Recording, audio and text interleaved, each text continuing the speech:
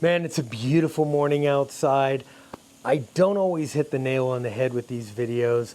I know that, but I try. A couple, 3 years ago, I put out a video on how to build a ham radio station from scratch because I was now putting together Studio A at that time. Based on some of the comments, I missed the mark. So I'm here today to set the record straight and to try again to win back your trust. I don't know. Anyway, yeah, guys had said, hey, it seems like more of a brag story. You're not talking about the nuts and bolts of designing and building your ham radio station.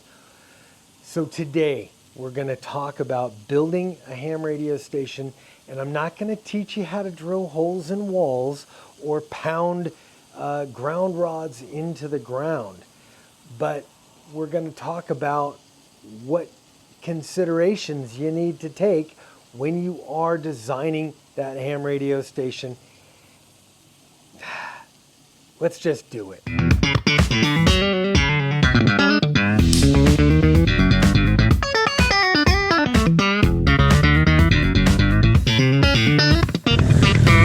Let's do this. All right, guys, outside of Studio B here, this is inside of my shop. One of the big things you're gonna have to ask yourself is, hey, what do I want to do with ham radio? All right, guys, welcome to Studio B. This is my proper ham radio shack, something that I had always wanted to build for the longest time. So unlike the last time that I tried to do this, and I was just at that point putting Studio A together, this wasn't even a reality. This room wasn't even here at the time.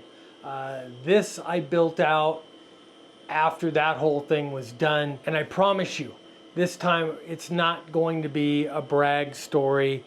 I'm not going to just show off the equipment that I've got, although some of you guys like to see that. I'm going to show you exactly what I put together in my mind as to what I wanted in a ham shack and how I put it together. So next we come to a big decision. Where are you going to put your new ham shack together?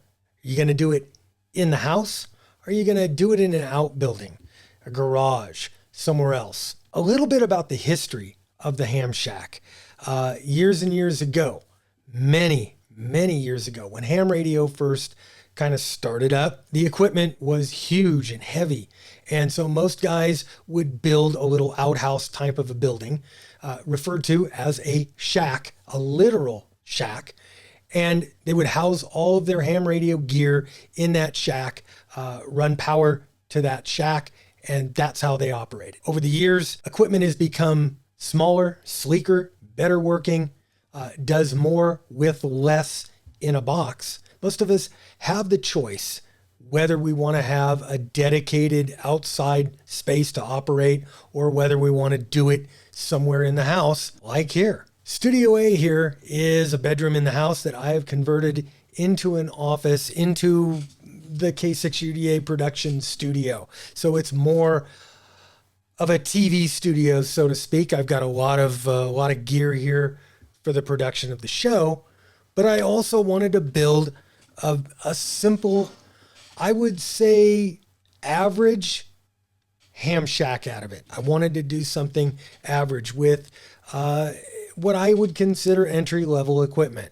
Currently, I have the FTM 400. This is UHF, VHF, 2-meter 440 repeater work kind of stuff. And I've also got the Yaesu FTDX 10 in here, which I would consider a very good entry-level HF transceiver. Now I'm running 100 watts only on this radio. I'm not running an amp. I'm not doing anything fancy or special with it, but I needed an antenna. And since Studio B is about 300 feet that way, I don't want to run 500 feet of antenna coax all the way over here to get to the house. So I built an antenna specifically for Studio A, and I chose the DX Commander. And there's nothing wrong with buying an antenna. Callum designed a fantastic antenna that is a very low physical footprint. I would say the DX Commander is possibly the ideal HOA antenna because you could put it up and take it down in a matter of seconds. So, if the HOA guy wants to come bust your balls for having some kind of an antenna or a fishing pole outside your backyard, you can pull it down and tell them, well, it's gone now. Or you could keep it in the garage, whatever you feel necessary. Some of the advantages and disadvantages of each in the house versus in a dedicated shack. In the dedicated shack, I can kind of do anything I want. I'm not worried about the aesthetics of the room at all. That's my room, my space. In the house, we have aesthetics to worry about. I have to please Mrs. K6UDA. And when I get up in the morning, I can walk into the next bedroom, turn on the little Yaesu here, fire up the computer, get on FT8, JS8 call, voice, CW, whatever I want to do, and I can play ham radio in my underwear. And now that I've said that, you can never unsee that image in your mind. The simplest kind of shack, and one that I'm sure almost every single one of you already has, is one of these. Woofang, Bofang, Bufang, whatever you want to call it. Get one of these and you have a super simple station. Fairly versatile, but it does limit you to pretty much local communications. Want to step your game up and be able to talk to guys across the country or even around the world? Step into something like this or something like this. Now I get it. You got a tech license. Right now you don't feel like spending the extra time and energy to upgrade your license. You don't feel like spending the money to get into HF. Consider spending a little bit extra money. Get yourself into a D-Star, DMR, or Fusion radio. Add a hotspot just like this, and you get yourself into an entirely different world of ham radio. This is more like that HF type experience where you're talking to guys across the country and around the world. So if your ham radio station is your HT, consider an outside antenna.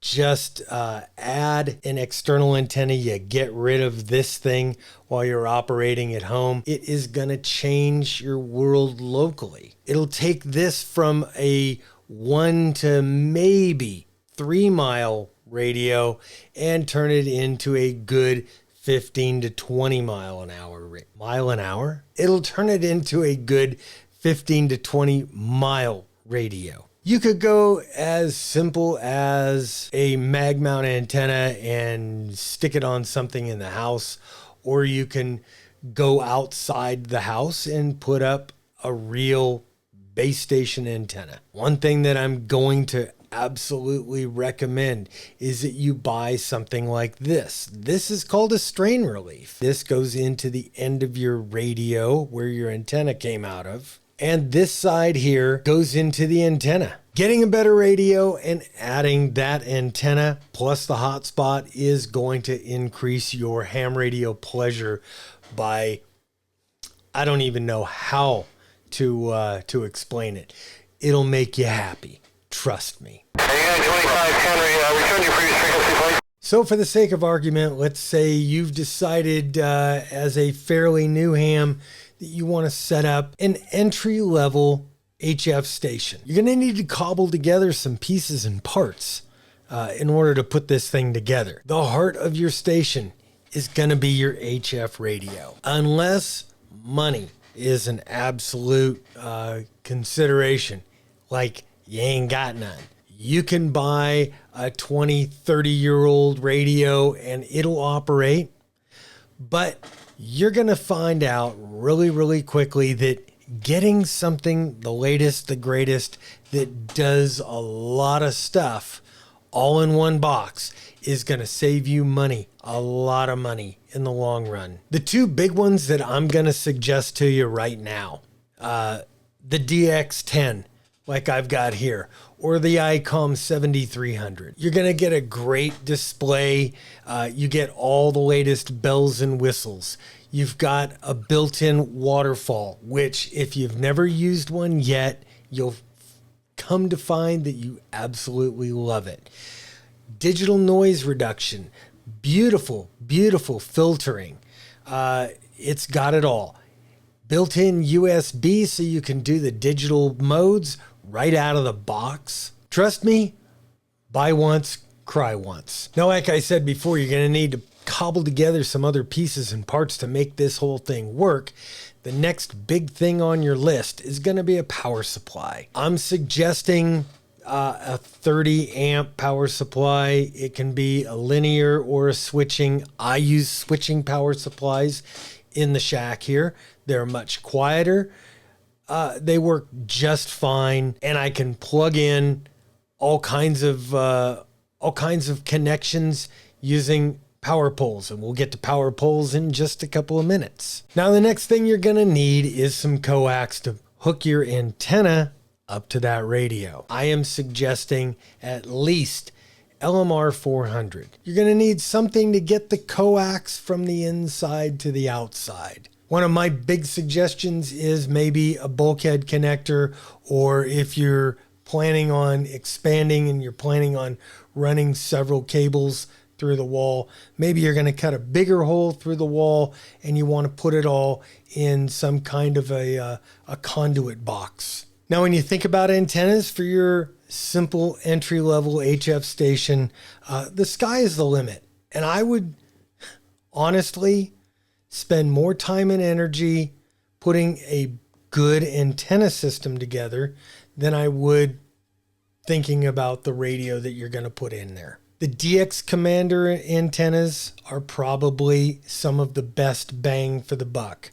Now, you can, by all means, buy a couple of parts, use some old automotive wire, and build your own antenna. They're not hard to do. Put the thing up in a tree, and away you go. Now, as far as the cost for all this, you could expect to pay anywhere between $800 and $2,500, depending upon the routes that you choose, the radios that you choose, the power supplies, the antennas. I would say next year you'll probably be able to find something like this DX10 or the 7300 on the used market for anywhere between $750 and $900. Brand new. On sales, you'll probably spend $1,000 for this radio.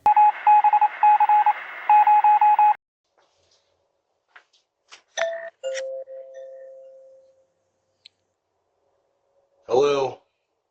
Dude, I know you're not coming to your door. You won't answer the door for me. Joe Schmo from the HOA. We have a big, big problem. I understand from the other neighbors in the neighborhood that you're some kind of a radio nut or something, and that thing in your yard, I don't know what you're trying to do, if you're trying to call the aliens home or what, but that thing has got to go.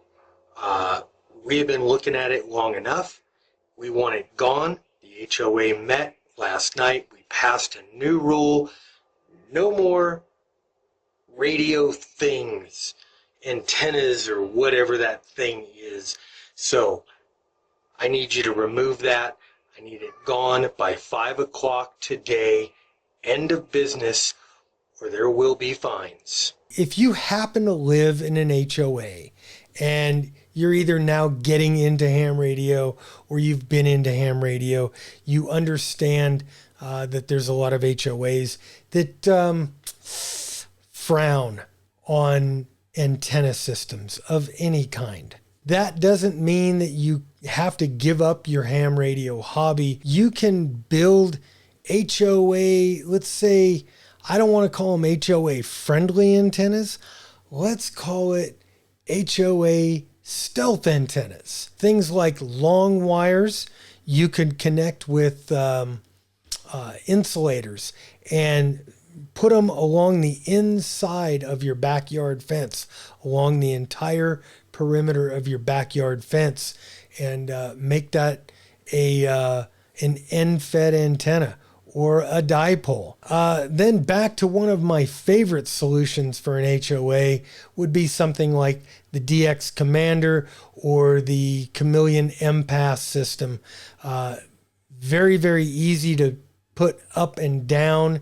You could lay it down and it almost goes away. Almost, even when it's standing, it almost disappears in some backyards. Now, if you're a tech and you want to operate local repeaters, stuff like that, maybe some simplex, and you've got say a mobile antenna or a mobile radio. You live in an HOA, you can't put the antenna outside. You can absolutely use, say, a mag mount antenna on the inside of the house. You can actually put up something like a J-pole up in your attic, which will leave no trace outside and nobody will know what you're doing. SDR radios, things like the Open Spot, the Sky Bridge, those are all great options for operating in an HOA environment where they're not so friendly. If you're active, if you get out there and you do things you like, hiking, fishing, hunting, four-wheeling, camping, portable operations, setting up a portable station for you just may be the ticket to combine one or more of any of them other activities with ham radio. Here's the best thing. Your portable ham radio setup can easily be set up at home as a permanent ham radio setup.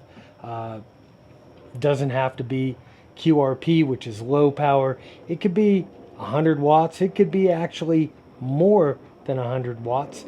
Now, if you live in a strict HOA, a small transceiver like the 705 might be something that interests you, because then you can easily take that along with one of your portable antennas, a mag loop per se, even the DX Commander, and take it with you, go operate at a POTUS station, set up in a park, set up somewhere else, and then you get to bring it home and you can operate at home.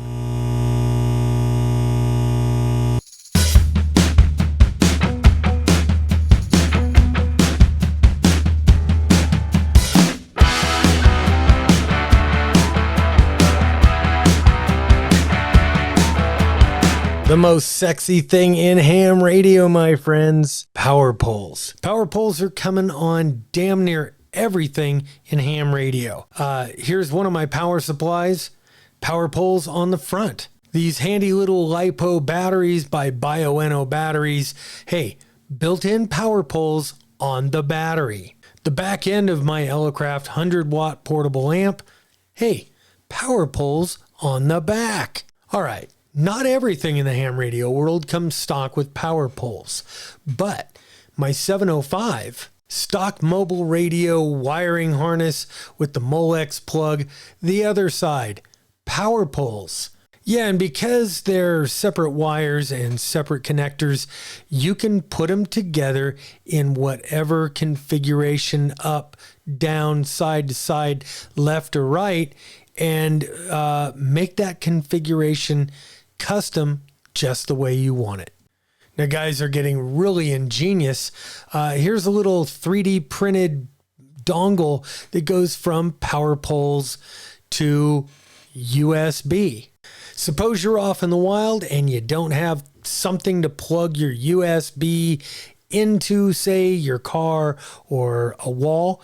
Well, you can use power poles to charge up your phone or some other USB device. All right, just to prove to you how useful this thing is in the field, hooked up USB watt meter, and I am using a homemade junction box to power my screwdriver antenna and adjust that. You could do that out in the field. Very, very efficient. And if you need to power more than one connection, hey, you can get a power pole hub. So I know now you want me to show you how to make up the power pole connectors. Well, I already did this about 8-9 years ago. You could go back and watch The Most Hated Man in Ham Radio and all about power poles. I'll teach you step by step how to do it in that video. Almost all ham radio gear is powered by DC, car battery stuff. New lithium battery technologies are making things so nice in the ham radio world. The big batteries, these small batteries by Bioenno, complete with the power poles. Everything from small, walk up the side of a mountain batteries to larger batteries that you can use doing POTA or even sitting at home. So we started out here in Studio B. Hopefully we're going to end this video here in Studio B.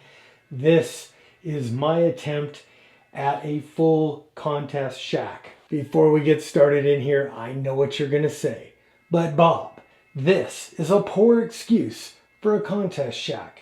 Yeah, it might be, but it's mine. And it's paid for. So what makes a contest shack any different from, say, Studio A or any other shack anywhere? Really nothing. I put more time and effort into this shack. It is absolutely 100% purpose built. Everything in here is designed around maximizing my ham radio usage. Even though I can do almost everything that I want to do out here in Studio A, I could actually do a lot more out here. This is the Elecraft K3, the K-line with a 500 watt amp. One of the wonderful things about having a contest shack, having that full contest shack, is the ability to have a computer out here. I have the big monitor out here that I can do other things. I put my log up on top. Come on over here. This is my club's 991A. Pretty basic HF, all band, all mode radio, but it does the job. This over here is an Astron, again, 30 amp power supply. This is a big linear power supply. It makes some noise, but that's okay. Like I said, this stuff over here belongs to the local club. We use Studio B here pretty much as a contest station for the club. So when there's big contests, when we're doing the Idaho QSO Party, Winter Field Day for that matter, everybody in the club can come over here and operate. We've got 2 stations set up right here inside. This works out really, really nice, especially in the winter time when it is sometimes 0 or sub-zero temperatures. We get nice and toasty in here. Now, something else that a lot of people don't consider when they're building and designing a ham radio station is the fact that you're going to be working on stuff a lot. And you might want to consider a space right inside for all of your spare parts. Other things that I've thought of, I got a very cheap, actually free microwave. Very handy, both when we're operating and when I'm working outside, just to have drinks and stuff right here in the fridge inside of Studio B. One thing I have in here that most ham shacks don't have is a 440 repeater. I keep this one here. This is the K6 UDA repeater. Currently looking for a new home.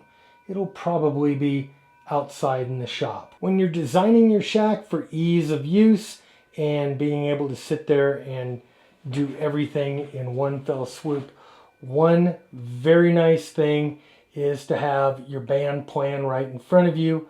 I have mine. This is from Quirky QRP, right up on the wall. I do keep my antenna controllers on a shelf right in front of my operating station. I keep a power supply, my keyer right on top of the amplifier and the tuner. I keep this backup battery running for the mainly for the repeater, but I can use this in a pinch to power everything on the radio if I need to. When I was putting this place together, I was sure to put a 220 outlet in here, so if I get another amp or a bigger amp, I could plug it right in to a 220 outlet. Now remember, going through walls to put a bulkhead connector or something else like this in between the outside and the inside for a nice custom fit, you're going to want to have a nice long drill bit to get all the way from the outside to the inside with room to spare so you don't run out.